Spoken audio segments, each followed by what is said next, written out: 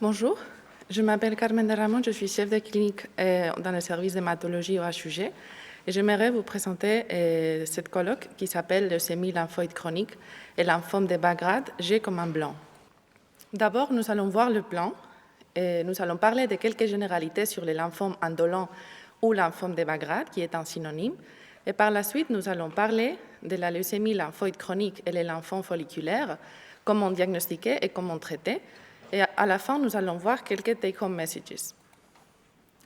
Ici, vous voyez la classification de l'OMS 2016 et vous pouvez voir qu'il y a beaucoup de sous-types de lymphomes différents, jusqu'à 67. On peut les classer par lymphome B ou lymphome T et après, on va les classer par indolent, agressif ou spécial. Aujourd'hui, on va parler de cette première catégorie ici, qui sont les lymphomes B indolents. Il y a beaucoup de sous-types aussi. Le plus important, les lymphomes folliculaires et la leucémie lymphoïde chronique. C'est ça qu'on va parler aujourd'hui, mais il y a aussi des autres types comme les marginales et les lymphomes de Waldenström ou lymphome lymphoplasmocytaire. Vous pouvez penser pourquoi nous avons leucémie parmi des lymphomes. En fait, le terme leucémie, ça veut dire juste qu'il y a des globules blancs dans le sang. Mais ces globules blancs, ils sont en fait des lymphocytes B matures. C'est pour ça qu'ils partagent la même origine que le reste des lymphomes et ils sont classés dans la catégorie lymphome. On va voir un petit peu l'origine des lymphomes. Ici, vous pouvez voir un schéma d'un follicule. Les follicules se trouvent au niveau des ganglions et au niveau de la rate.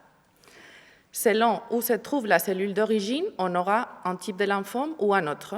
Par exemple, le lymphome folliculaire, sa cellule d'origine se trouve au niveau des centres germinatifs.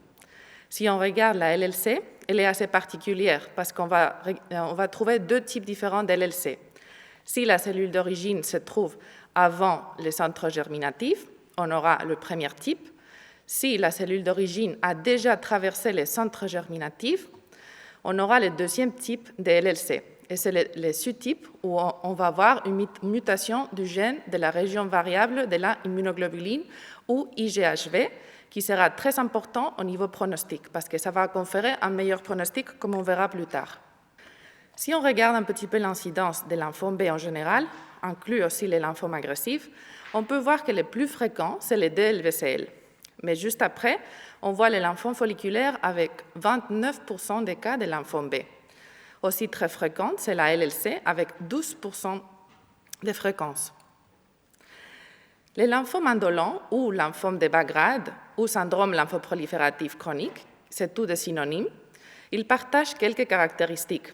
Ce sont des maladies chroniques qui vont évoluer très lentement, qui vont avoir en général un très bon pronostic, mais ils vont être en général incurables. C'est pour ça que nous allons uniquement traiter ces maladies quand nous avons des symptômes. Une fois qu'on les a traités, très souvent on va obtenir une rémission, mais très souvent aussi on va avoir après une rechute. Il ne faut pas oublier que ces maladies indolentes, ils peuvent se transformer histologiquement en lymphome agressif, comme on verra plus tard. Vous pouvez penser peut-être qu'on fait du PET pour tous les lymphomes au diagnostic, mais ce n'est pas comme ça. En fait, il y a certains lymphomes qui sont hypermétaboliques au PET, comme c'est le cas des lymphomes agressifs comme les lymphomes de Hodgkin ou les DLBCL. C'est aussi le cas de certains lymphomes indolents comme les lymphomes folliculaires.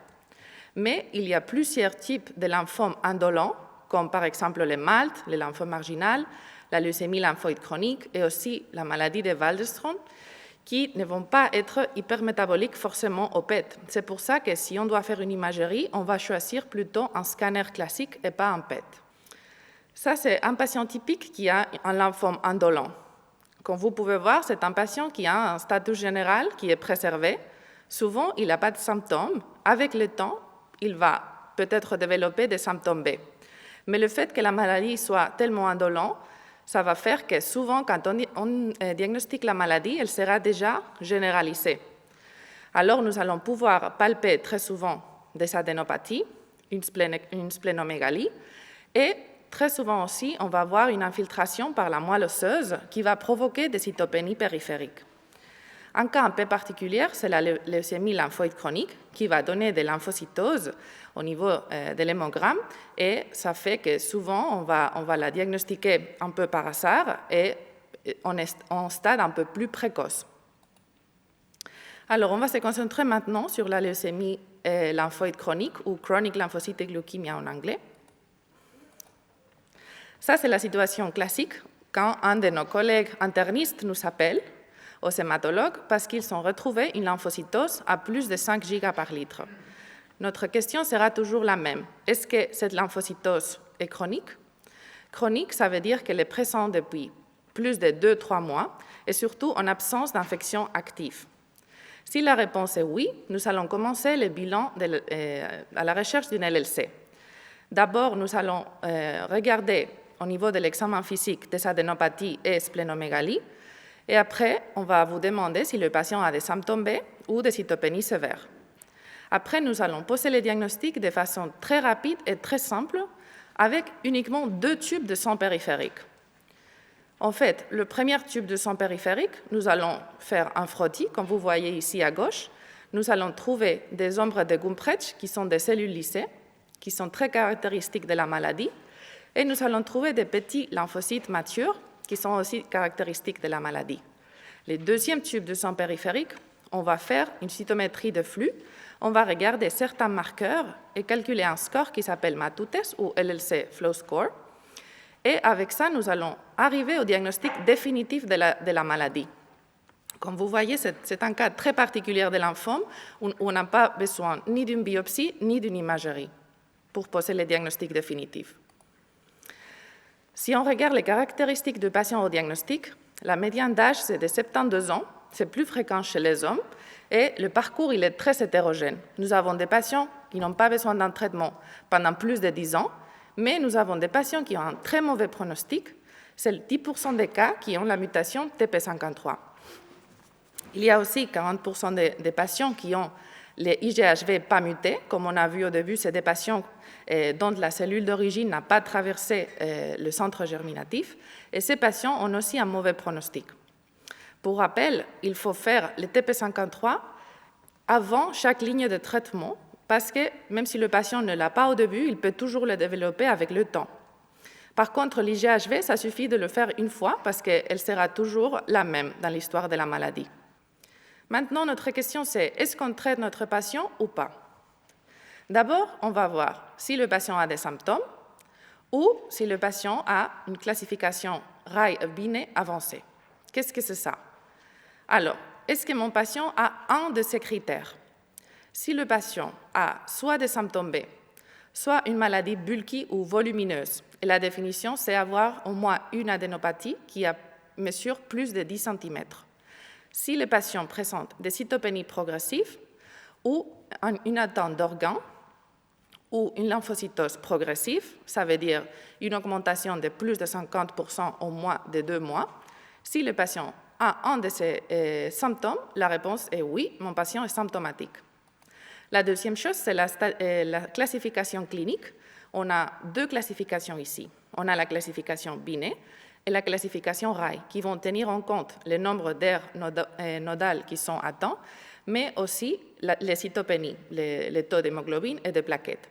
Si notre patient est Binet C ou bien RAI 3 ou 4, il est aussi candidat à un traitement. Alors, une fois qu'on a dit mon patient est soit symptomatique, soit RAI ou Binet avancé, nous avons que oui, nous allons traiter notre patient. Qu'est-ce qu'on fait par la suite? On va continuer les bilans. Comme je dis au début, il faut regarder toujours le status mutationnel des IGHV. Dans 60% des cas, ça sera muté, qui est de bons pronostics, 40% pas muté, et toujours, avant chaque traitement, regarder la mutation TP53, parce que ça va nous aider à choisir le traitement. Après, on va regarder si le patient est fragile ou pas, avec une échelle qui s'appelle Cumulative Illness Rating Scale, ou CIRS, qui va nous dire si notre patient il est candidat à un traitement standard ou GO, s'il est plutôt fragile et on va devoir réduire l'intensité, classé comme slow, ou si le patient n'est pas du tout candidat à un traitement, juste uniquement supportive care, et c'est no. Concernant le traitement, j'imagine que vous pensez qu'on va devoir donner un traitement par chimiothérapie. Classiquement, c'est ça qu'on a fait. Mais la chimiothérapie qui a montré de meilleurs résultats, qui s'appelle FCR, fludarabine, cyclophosphamide et rituximab, elle est très toxique. Elle peut provoquer des cytopénies, des infections et aussi des néoplasies secondaires. Aussi, comme vous voyez à droite, son rôle est très limité dans les patients qui ont la mutation TP53. Vous voyez ici en bleu la survie globale des patients avec LLC qui ont une mutation TP53 et qui sont traités par FCR ont une survie qui est nettement diminuée. C'est pour ça que le rôle du FCR sera uniquement quand on a un patient qui n'est pas fragile, qui a une mutation de IGHV et qui n'a pas de mutation du TP53. Qu'est-ce qu'on donnerait alors? Ici, vous voyez les guidelines ESMO, les guidelines européennes de l'année passée. Comme vous voyez au milieu, la seule option est de donner la chimiothérapie en première ligne. La seule recommandation, c'est quand on a le patient fit avec cette mutation IGHV. Mais quand on a une mutation TP53 ou une mutation IGHV, il nous recommande d'utiliser de nouveaux agents. Qu'est-ce qu'ils sont ces nouveaux agents? Alors, c'est surtout l'ibrutinib et aussi l'idélalicib qui vont cibler la Bruton tyrosine kinase, qui est une enzyme qui a un rôle au niveau de la survie et de la prolifération cellulaire, mais aussi le venetoclax, qui est un autre médicament, qui est un inhibiteur du BCL2, qui est une protéine qui joue un rôle au niveau de la mitochondrie et au niveau de l'apoptose cellulaire. L'ibrutinib était toute une révolution pour les patients avec la mutation TP53 qui, avant l'arrivée de l'ibrutinib, avaient un pronostic très mauvais. Mais grâce à l'ibrutinib, vous pouvez voir que l'overall survival chez ces patients, 8 ans après avoir commencé le traitement, elle est très améliorée par rapport au traitement de chimiothérapie classique. Et aussi la PFS, elle est très améliorée. Concernant les patients qui n'ont pas de mutation d'IGHV, si on voit ici en rouge, ils ont aussi une PFS améliorée par rapport au FCR, comme ça a été montré dans cette étude de phase 3 publiée dans le New England en 2019. Qu'est-ce qui se passe si notre patient rechute après avoir reçu un traitement? Encore une fois, on va attendre des symptômes, on va regarder la mutation TP53, et ça dépend si le patient a eu une rechute précoce, ça veut dire à moins de 36 mois, on ne va pas pouvoir redonner le même traitement et on va pouvoir utiliser uniquement de nouveaux agents. Pour rappel, il n'y a pas de rôle pour la greffe autologue chez les patients qui ont une LLC. Par contre, la greffe allogénique pour des patients très sélectionnés a encore un rôle pour les patients qui ont la mutation TP53. Maintenant, on va parler de l'enfant folliculaire. Ça, c'est la situation typique où nos collègues internistes nous appellent parce qu'un patient présente une adénopathie ou plusieurs adénopathies. Notre question, encore une fois, sera est-ce que cette adénopathie est chronique? Pour définir la chronicité d'une adénopathie, c'est si l'adénopathie elle est là depuis plus de 6 semaines. Si la réponse est oui, nous allons commencer le bilan de lymphome. D'abord, nous allons regarder au niveau de l'examen physique s'il y a des adénopathies ou une splénomégalie. Et après, nous allons toujours poser la question, est-ce que le patient a des symptômes B ou des cytopénies sévères? Par la suite, nous allons vous demander de faire une biopsie. Il faut toujours essayer de faire une adénectomie et jamais une cytoponction.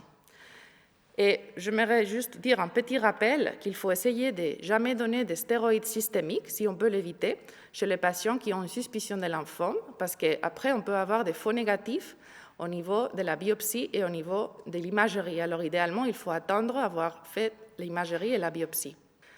Le lymphome folliculaire, il est souvent présent chez des patients qui ont environ 60 ans. Ils ont une survie médiane de plus de 15 ans. Il y a une catégorie de patients qui font spécialement mal, un mauvais pronostic, c'est 20%, et c'est les patients qui vont rechuter après 2 ans du dernier traitement. Pour le diagnostic, comme je dis avant, c'est important de faire un PET-CT pour faire le staging et très souvent, nous allons faire aussi une biopsie de la moelle osseuse. Pour le staging, nous allons utiliser les critères de Ann Arbor modifiés. Comme vous voyez ici, on va tenir en compte le diaphragme et la maladie peut être uniquement supradiaphragmatique ou dans les deux côtés du diaphragme Et si la maladie est aussi extraganglionnaire, ça sera stade 4. Au niveau histologique, qu'est-ce qu'on va trouver? Alors, nous allons différencier des différents grades. Les grades 1 et 2, ils sont peu des centroblastes. Les centroblastes, c'est les cellules plus immatures et plus agressives qu'on va déjà trouver dans les grades 3A. Et dans les grades 3B, on trouve uniquement des centroblastes. C'est pour ça que l'enfant folliculaire 3B, il a un comportement très agressif et il est considéré comme lymphome agressif ou DLBCL. Alors, on va le traiter comme tel, comme un lymphome agressif DLBCL, et je ne veux pas parler de ça aujourd'hui. Je vais me concentrer sur les grades 1, 2 et 3A. Pour information, nous avons un score pronostic qui s'appelle FLIPI-1, qu'on va toujours calculer au diagnostic. Je ne veux pas entrer en détail maintenant. Notre question principale sera, est-ce que mon patient a besoin d'un traitement? Alors, si mon patient présente un de ces symptômes dans la liste, la réponse sera oui. Est-ce qu'il a des symptômes secondaires au lymphome? Est-ce qu'il a des organes atteints? Est-ce qu'il a une maladie volumineuse?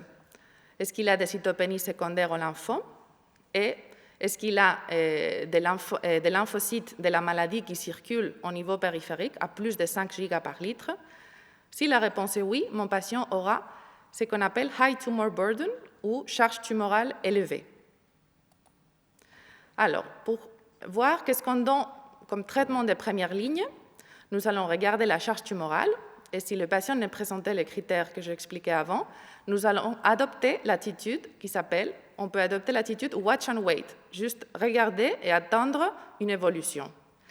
Si le patient est en stade 1 ou stade 2 très localisé, une option aussi, c'est de donner la radiothérapie par 24 degrés et un petit pourcentage de patients avec la radiothérapie, on va pouvoir même le guérir, définitivement. Pour les patients qui ont une charge tumorale élevée, on doit donner un traitement. Bien sûr, si le patient n'est pas fragile et il est candidat à une chimiothérapie, on va devoir donner un traitement par rituximab, bendamustine, 6 cycles, ou AirShop, 6 cycles, plus 2 ans de maintenance, qui sont les traitements plus utilisés. Qu'est-ce qui se passe si notre patient rechute post-traitement? Très important. Comme vous voyez ici à droite, à chaque rechute, il faut faire un PET et il faut biopsier l'adénopathie plus hypermétabolique au niveau du PET pour vérifier qu'il n'y a pas une transformation histologique en lymphome agressif. Parce que jusqu'à un tiers de patients avec lymphome folliculaire peuvent évoluer en lymphome agressif pendant son parcours. Si on a fait la biopsie et nous avons une confirmation qu'il s'agit toujours d'un lymphome folliculaire et il n'est pas un lymphome agressif encore, nous allons encore une fois regarder la charge tumorale.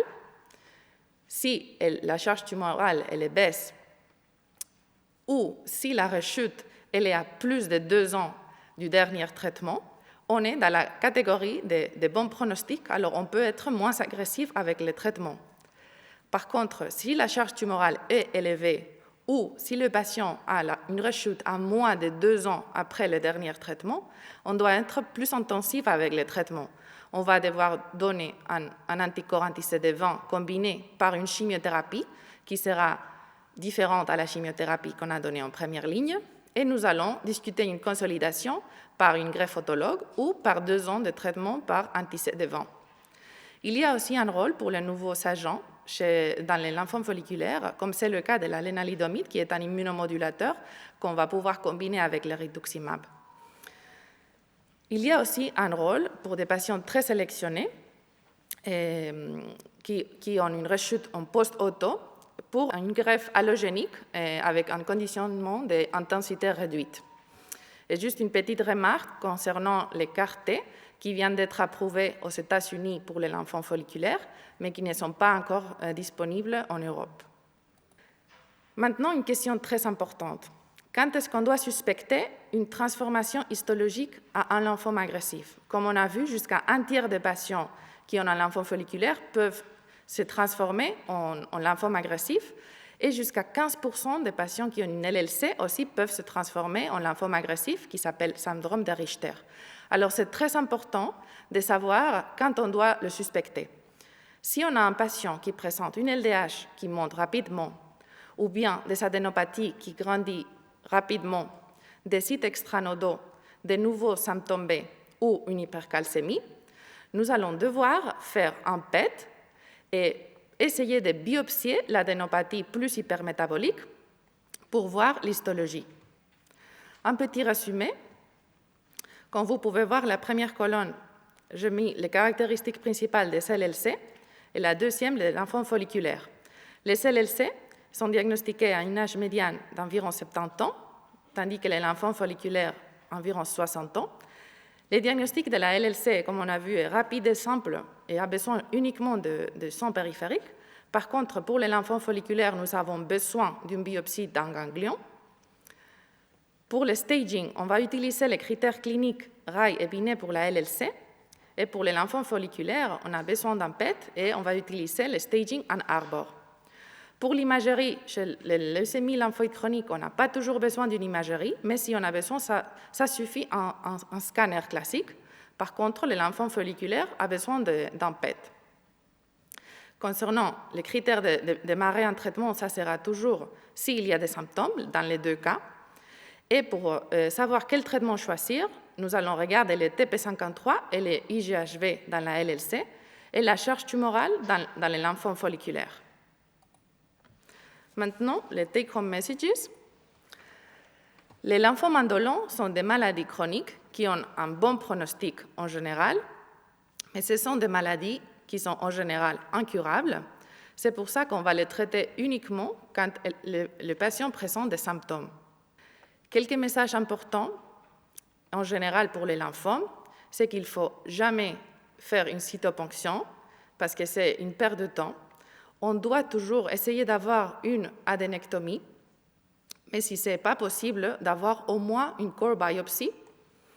Et il faut toujours choisir l'adénopathie qui a plus d'hypermétabolisme, qui capte plus au niveau du PET, parce que c'est l'adénopathie qui a plus de chances d'être transformée en lymphome agressif. Le PET n'est pas toujours nécessaire. Des fois, un scanner va suffire. Des fois, on a besoin de rien. Il faut essayer aussi d'éviter les stéroïdes avant d'avoir une imagerie et une biopsie quand on a une suspicion d'un lymphome. J'aimerais remercier à tous mes collègues du service d'hématologie et merci beaucoup à tous pour votre attention.